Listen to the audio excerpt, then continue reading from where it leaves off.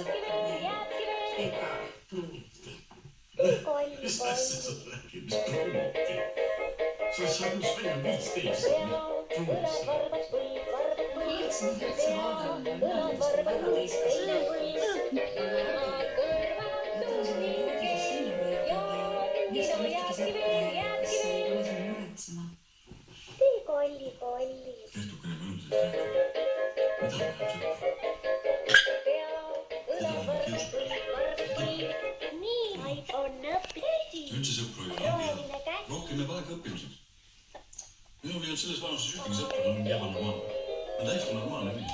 Täiesti normaalne. Hinded on ta korras. On korras. Täielikult muretsedes pole mingit põhjust.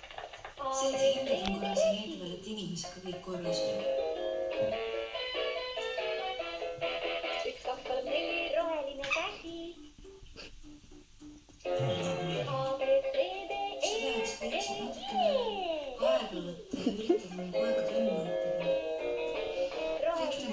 Mis ta on meie juures elanud, oled sa tõesti proovinud võtta endast midagi heast ja toredast hoolitsevast isast, aga see pole süvenenud sellesse, kes su kohe päriselt on. Sa ei